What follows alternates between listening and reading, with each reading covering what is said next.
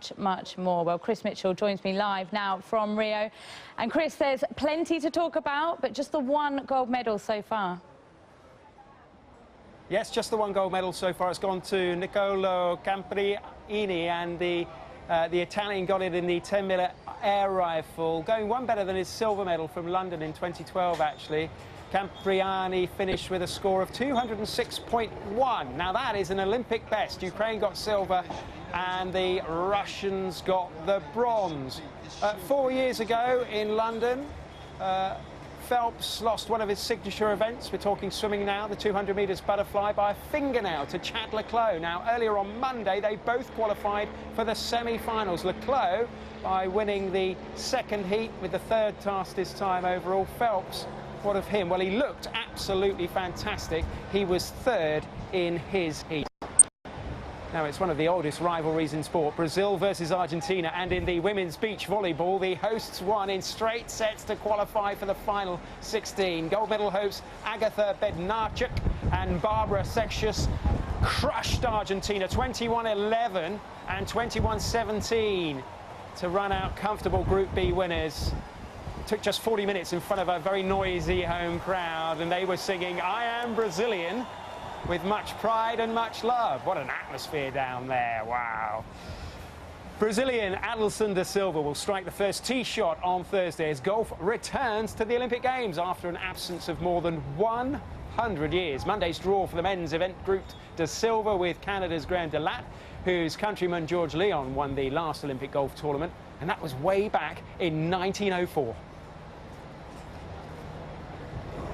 Now, it's not been the perfect return for the sport to the Olympics, with many of the top players withdrawing from the Games in the run-up to them. One that is here, though, is the former PGA champion Martin Kaymer, who thinks those missing players will regret it.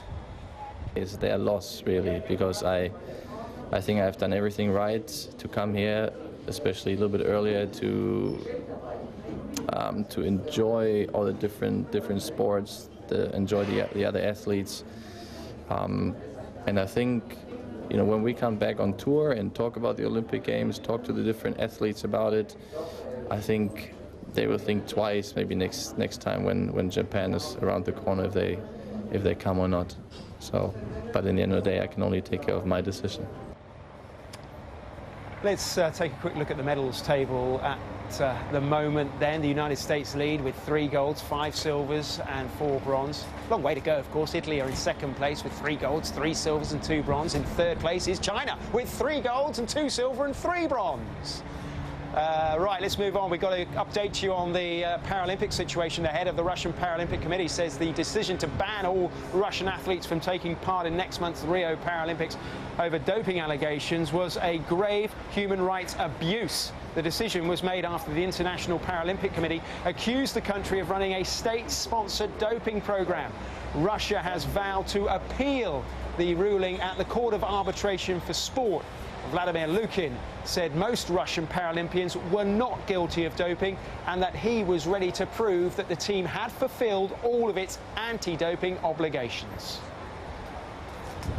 Now to one of the Olympic firsts from Monday. This is going to be the best part of the programme, I think. Kosovo's first medal in their first Games, and it was the gold, and it was won by Majlinda Kelmendi in the women's judo. And guess what? She joins us now. Very windy.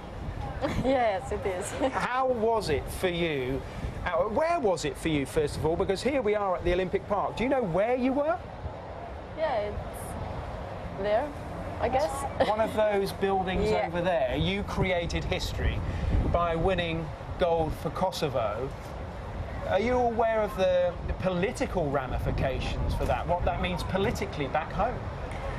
Well, first of all, that means a lot to me, but the most important thing that means a lot to my country, not just for sport of Kosovo, that means a lot for Kosovo as a country. I'm so happy that I can help also my country through sport in political side.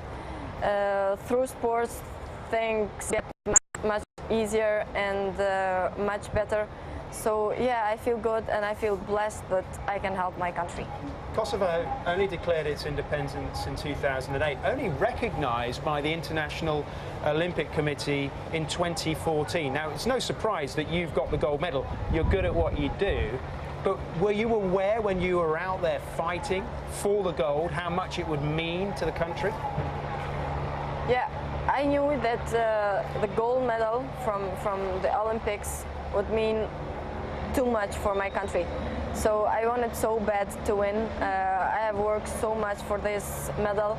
I have worked so hard, but I also would like to thank so much, first of all, my coach, and then the president of the International Judo Federation, Mr. Marius Vizer, because, you know, all my story starts with him, because in 2009 he came in Kosovo, and then he said that I was in Kosovo and I saw an amazing judokas, and then about 3 or 4 months after, I won the World Junior Championships. So I don't know, everything started like fun when I was a kid, and yeah, today I'm an Olympic champion and I'm doing so much for my country. I don't know what to say. You've had messages of congratulations from the Prime Minister, yes, the President. Well, that's huge. That make it much more special. I was happy when I saw them there. To be honest, I didn't really know that they will come. So yeah, I felt very happy, and I also saw that a lot of, I mean, everybody in Kosovo saw my fights. I'm happy that for maybe 2 or 3 days I can make happy people in Kosovo, especially kids, which watch me as a hero now. As a child, when you were growing up, were you aware of the conflict going on around you? Yeah, you know, during the war in Kosovo, I was in Kosovo. Me and my family, we couldn't escape from Kosovo, so it's a period of my life which I don't remember so much, fortunately, and I don't like to remember it so much. But I am a kid which have survived a war, and I think this is something which have made me stronger. And yeah, today I have a strong personality and I'm more confident. What do you say to those countries that still refuse to recognise Kosovo, Brazil being one of them, Greece another, for example? What would you say to them today with this medal hanging from your neck? I really hope that that things will get much better and much easier for my country, for Kosovo, because people from Kosovo are very kind and welcoming, and they really don't deserve to be isolated how they are right now. I mean, it's the only country who needs visa to get in Europe, and that's not fair. So I really hope that this medal will make other countries to recognize Kosovo, because we really deserve it. And just one other, very, very quickly, it was funny because when you came in here to this studio, if we can call it that, with the wind blowing, this medal was actually tucked away in your pocket, like money. Yeah, I can have it in my chest because people run after me and they want to have photos, and it's like, I stop for one photo and then I have to make like 100, 200. So I had to put a hat and glasses and like run. It'll be even worse when you get back home. Yeah, I know. Thank you so much for joining us. It's been an absolute pleasure. Thank you for taking some time on BBC World News. Right, OK, well, tonight Michael Phelps will be back in the pool. We'll see him again in the 200 metres butterfly semi-finals. I think he's looking good for yet another gold. Could he make it 20 tomorrow? I think he might, you know. Yes, wouldn't that be something? Chris Mitchell, thank you very much for joining us there from Rio.